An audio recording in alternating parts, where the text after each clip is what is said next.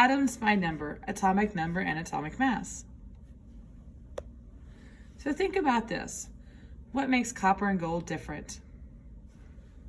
Go ahead, give as many reasons as you can think.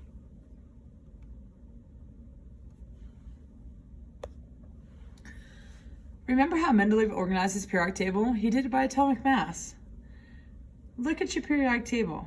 How is it arranged? By atomic number or atomic mass? Henry Moseley gave us the atomic number in 1913. He's a British scientist. He discovered an amazingly and simple property of the elements. He determined that the atoms of each element differ by 1 proton from the atoms of an element before it on the periodic table. The atomic number is equal to the number of protons in the nucleus of the element. Thus, we now arrange the elements of the periodic table by the atomic numbers. He was killed in World War I. So he's actually a student underneath Rutherford at the time. And so this is his data.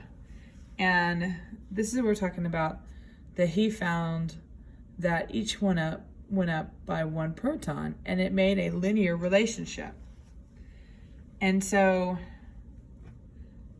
his experiment involved taking the elements, subjecting to X-rays, and then finding out a relationship between the X-ray frequency and the number of protons.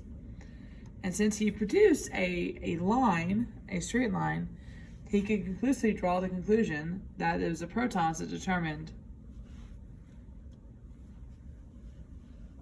the position on the periodic table.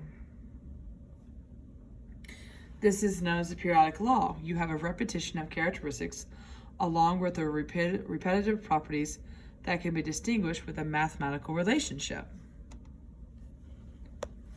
Boom! Big idea. If you know the number of protons in an atom, you know its atomic number and what element it is.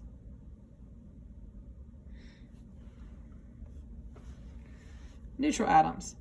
Ground state. The periodic table is in ground state. What that means is the number of protons equals electrons. There is no charge on the atoms, so positive equals negative. Electrons and protons are equal in charge, even if their masses are not. So here is a table summation of all the information about electrons, protons, and neutrons.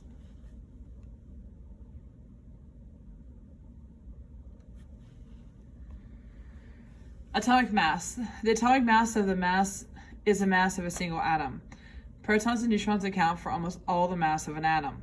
Electrons are much smaller and have very little mass to account for in the atom. The atomic mass is approximately equal to the total mass of neutrons and protons because electrons have so little mass. And I keep repeating that, but it's important that you get that down. So protons. Every proton in every atom, whether it is an atom of gold or an atom of oxygen, has the same mass. So I don't care where I'm on the periodic table, but a proton weighs the same. It's the number of protons that come together to make the mass of that element along with the neutrons. Scientists assign a value of 1 atomic mass unit, 1 AMU, to the mass of a single proton, and that's actually based off your hydrogen atom, because hydrogen has 0 neutrons.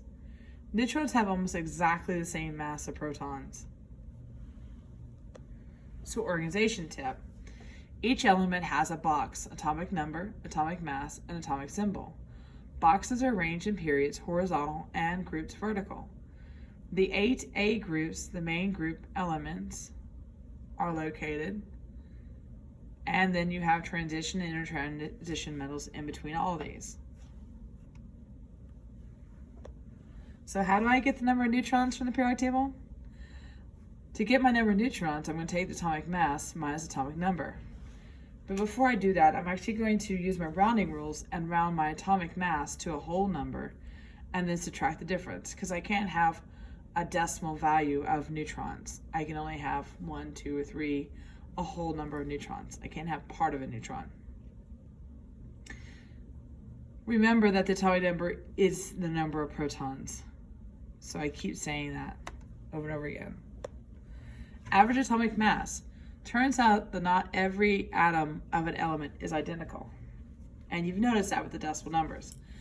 So the decimal number in each square of the periodic table is the average atomic mass of that element in atomic mass unit. If you notice that some elements have square brackets and no decimals, these are man-made elements. We made them by smashing atoms together. Most elements, 1 through 92, are natural. After uranium, they're made in laboratories.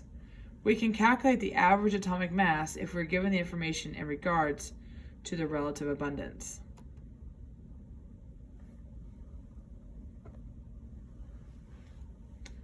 So at this point, I'm going to have you practice building an atomic model. So we're going to build the following atoms using the periodic table.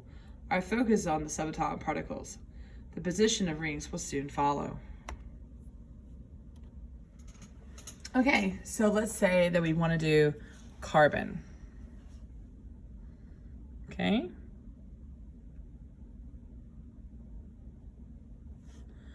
So if I read it, carbon has atomic number of 6.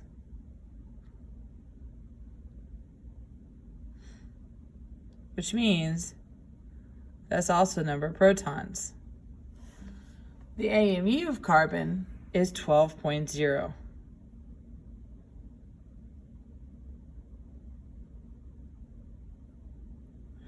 If I take the difference between the 12 and the 6, I'm going to get that I have 6 neutrons. So, to build my model, I'm going to draw a nucleus. I'm going to put 6 positive for 6 protons and 6 to the 0, which is the neutrons. I can also symbolize this as 6p and 6n. Now, carbon's on row 2, so I'm going to go ahead and add 2 rings.